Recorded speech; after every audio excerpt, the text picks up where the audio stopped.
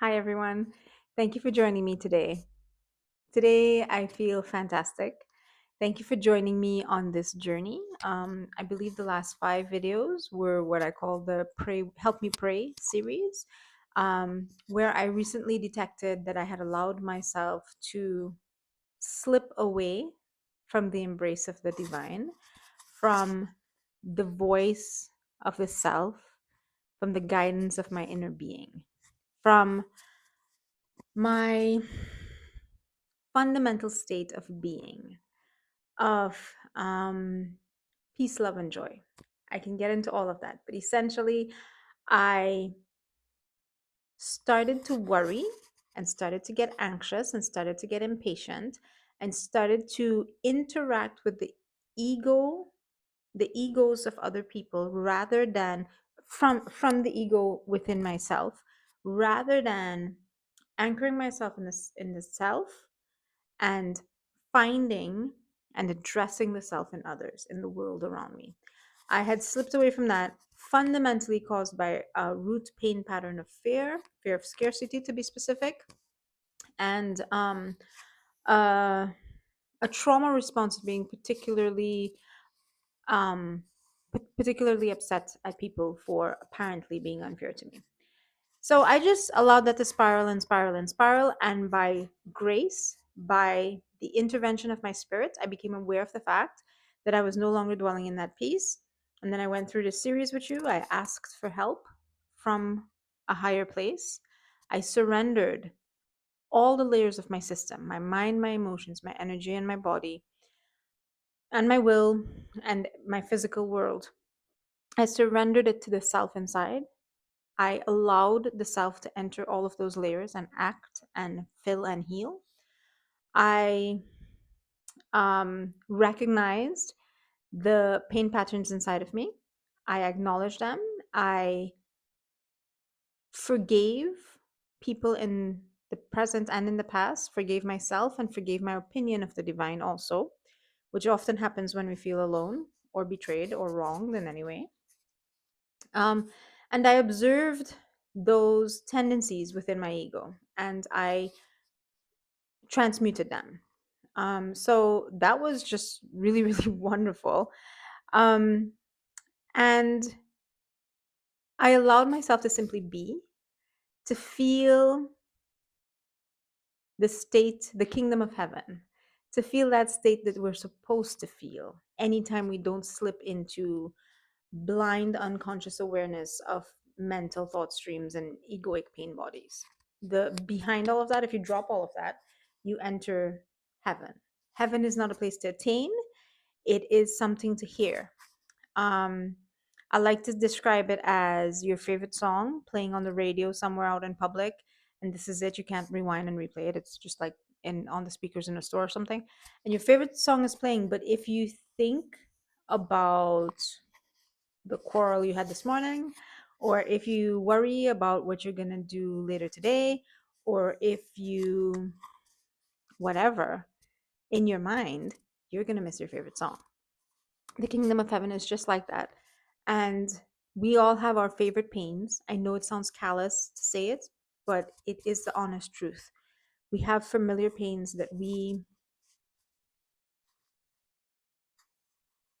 there is residual pain inside of our being that is only comfortable and only happy with more pain. And when we begin to think about and feel pain, the residual pain inside of us feels soothed and comforted.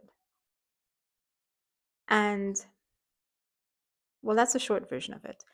But that comfort, that momentary comfort, like having a sweet drink or a caffeinated beverage or a puff of a cigarette or something, it's just 1 second of familiar craving satiation, but it is so strong within our being that we're willing to do it instead at the price of selling our peace. We will step out of heaven to experience that pain. You will, to continue with the previous metaphor, you will stop listening to your favorite song because you prefer to think about that bitch in the office this morning. Like that thought is more satisfying to you than your favorite song. You don't realize it, but that's what you're doing. So anyhow, these are the lessons I have learned over the last few days. And today for the final session, I did promise you I'd let you know what's going on. So forgiving was fantastic. The thought streams, the anger, the bitterness has reduced so much. Like if I just put a number at it, I would say 60% reduction in 2 days since I did the forgiveness prayer. So silence is returning, or there's increasingly spaces in between those thoughts, that rage, that injustice, that you know whatever analysis of what I think is wrong in life. Also, by being very, very humble, I realize and I observe my how the ego is really just um the ego is like the health and safety department at work, or like a bodyguard. It exists for the sole purpose of protecting you, and because of that it will only ever see everything as an attack, right? So let's use a metaphor for bodyguard. Um, I'm some big celebrity walking around, and this kid comes running up to me, and all he wants is a hug and a picture. But my bodyguard is gonna be like, "No, you're gonna die," because that's my bodyguard's job, is to assume that that kid is probably rigged with a bomb or something. So in the same way, my ego, having developed a protective instinct based on previous betrayals, automatically assumes that those betrayals are happening again. So by dropping the hate, forgiving, asking for help, dwelling in the state of being, finding the kingdom of heaven, allowing space, allowing guidance, I was able to see how this situation that happened in one of the projects that I'm working on, that I consider to be absolutely vile and horrible, it's actually probably 50% my fault. Yes, there is a group of people that did something that I think is just awful. But the other half of that is that I misunderstood, I miscommunicated, and at the very, very least, I fell for this trap again. And it is because um, it's the listening to the voice of the ego, you see. The ego will always see things for what it is, for what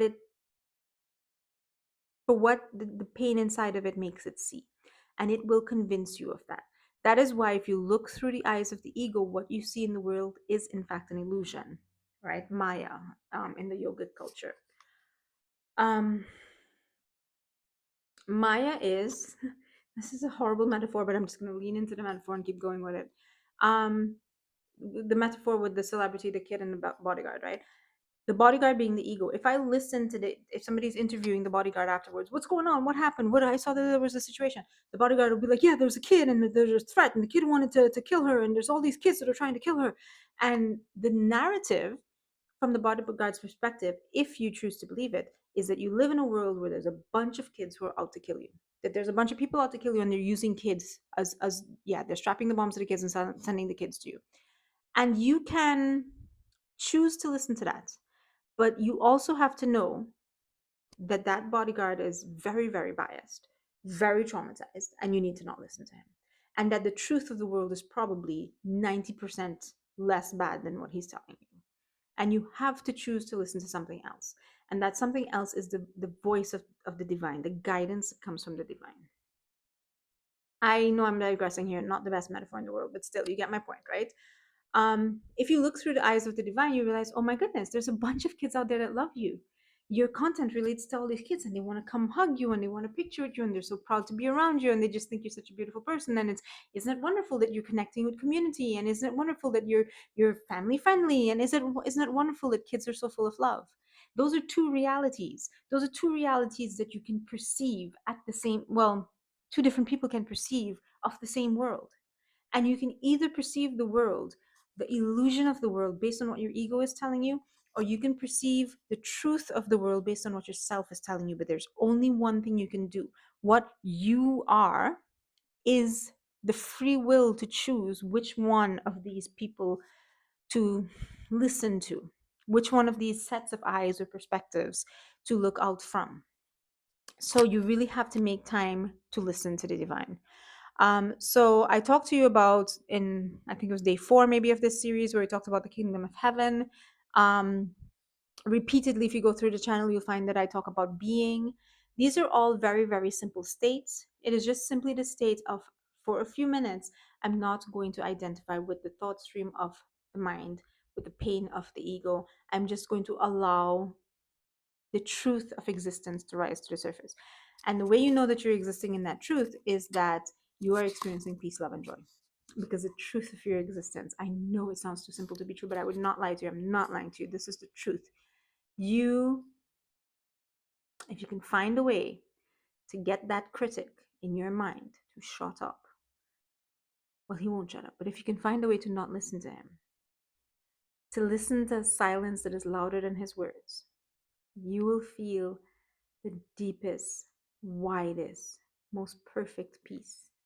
You will feel a love bubble over into your heart, from your heart, and you will feel contentment with everything.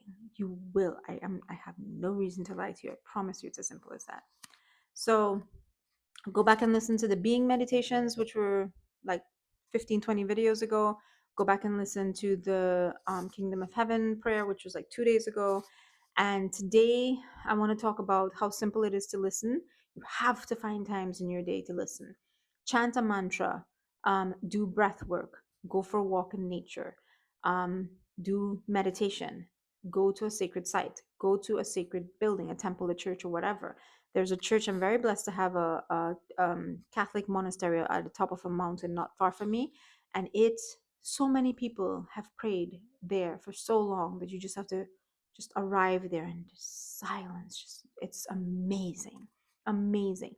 Whatever your cultural tradition or your religious or spiritual beliefs, whatever the sacred sites of your ancestors, go there. Just go there. I have a to-do list every day, and I have come to the point where on my to-do list every day is silence, presence, being, the kingdom of heaven. It is as important as anything else. If you have to go to the gym, you have to cook food, you have to take care of your kids, whatever you're doing, attaining that silence at the very least once a day is supremely important. I also want to say, because this is meant to be a little testimonial recap video. Um, so in keeping with that silence thing, this morning I woke up, and part of how I know that I'm not in a good place is that I'm constantly on my phone and I constantly reach for my phone at first.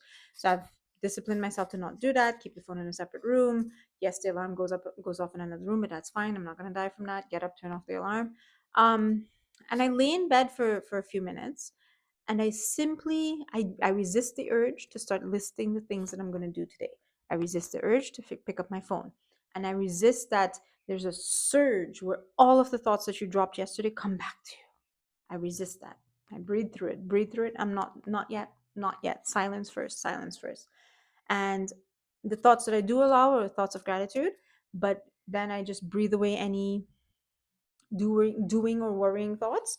And in that space of silence, it's that easy. um a very very very clear, very obvious opportunity came to me, an opportunity that I was looking at. So yesterday I was on these job sites looking at jobs and looking at hundreds. I looked at 599 jobs on a mailing list that comes to me once a week. And then I narrowed it down to 20, and then I narrowed it down to this one, that one, and then I pulled up my CV and but this morning I lay in silence for 5 minutes, and the solution came to me. So much less effort, so much more joy out of the idea that came to me, so much more synchronicity, more just beautiful co-creation. The opportunity is such a good opportunity. And it just came to me because, not because my mind was thinking harder, not because my effort was efforting more, not because I signed up to more job listings, not none of that, but because I listened to the one who knows the answer. Stop asking for the answer and then talking through the answer. Listen for the answer. Create opportunities of silence for the answer. So yeah, so that came. And then to summarize at the end of it, um I got forgiveness. I came closer to the divine. I found pain patterns that are inside of me that I need to transmute, that I'm transmuting right now, that will that would have stumbled me on the big project that I'm about to embark on. So I'm glad that I got those out of the way. And at the end of the day, I ended up getting two new opportunities. So in the last 24, 12 hours, in the last 12 hours, two opportunities have presented themselves for the financial stability that I had worried about. For 6 weeks, I worried about financial stability so much that it led me away from the divine, and the divine is the one who had the solution to the financial opportunities.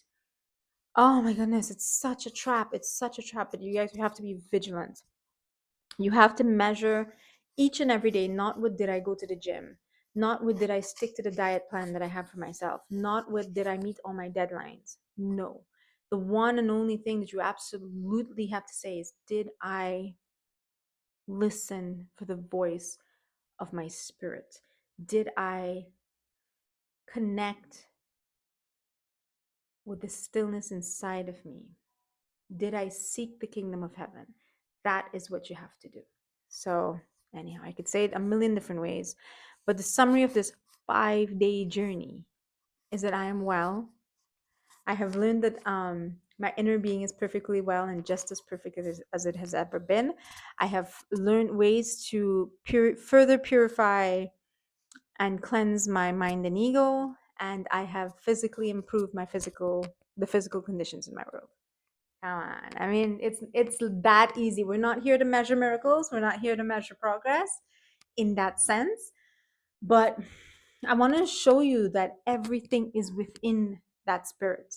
Everything is within that place inside of you that you go to. Like the Matrix, which I make so many metaphorical references to the Matrix because I just think it's a perfect metaphor. The white place that they go to, what they call the loading bay, that is stillness. That is where you go to when you meditate. That is where you go to when I say listen for spirit or go to the kingdom of heaven within you. Everything that you seek is in that place. But if you are lost in the matrix, Neo, for example, or Miss Anderson, whatever you want to call him, if he's constantly looking, my job, my boss, my girlfriend, this party, this program, this hack, this computer, blah blah blah, then he won't know that there is a foundation to the matrix. There's a foundation to the programming and the lives that we are living. And in that foundation exists everything. It's called the holographic principle in other systems of teachings in the yogic system. That everything exists within that moment, that everything exists within that state, right? But you have to find the ability to connect it. Anyhow, we will go into this. You guys, I wrote a book about this um, where I break down all of these concepts into the simplest, purest essence, which the book is called The Art of Being. It's going to be launched in a few weeks. I'm going to start doing a series on that starting tomorrow, the next video that I do. So please look out for that. I explain these concepts in just really profound ways that really click with you. But I also give you exercises that are so simple and so core and fundamental. So you can get rid of all the excessive sort of rituals that the mind, the spiritual ego clings to, thinking that it's going to get it somewhere. And realize that at the end of the day, the only thing that needs to be achieved is being. Being. All right.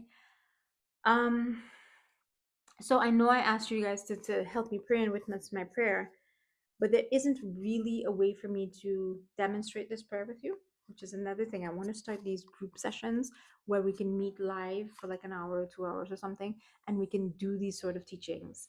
Because it's hard to do in like a 20-minute video. It's just weird. But anyhow, all of that is coming. If you want to know, there's a link for my newsletter in the description. We'll sign up. Sign up. We'll talk about those things. What I want to do is just simply be with you. The easiest way to be is to just breathe. Just breathe.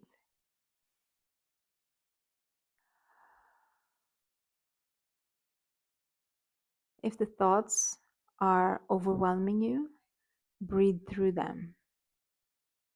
Breathe them away like blowing away a cloud.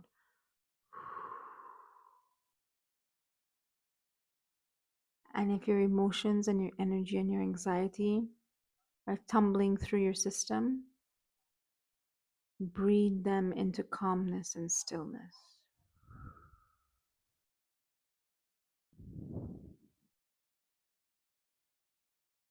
And allow a space between your breath. Breathe out fully and look out for your spirit that is the one that causes you to breathe in automatically.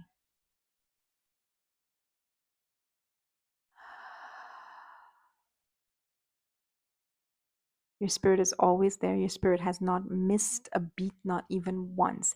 Your spirit has caught you and given you that in breath every single moment of your life. And when you breathe in, allow a space between the in breath and the out breath. And in that space is silence of the mind, but the speaking of your spirit. In that space, you will hear everything you need to hear. And in that space is heaven, everything, the loading bay of the matrix. So let's do it together for just about maybe 5 breaths. And that's it. And just make sure you put this on your to do list every day. Okay. So let's begin by breathing out completely.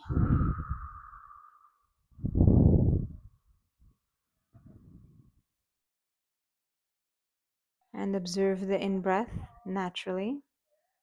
Breathe in. And then hold a space right there. A beautiful space of silence. And then breathe out.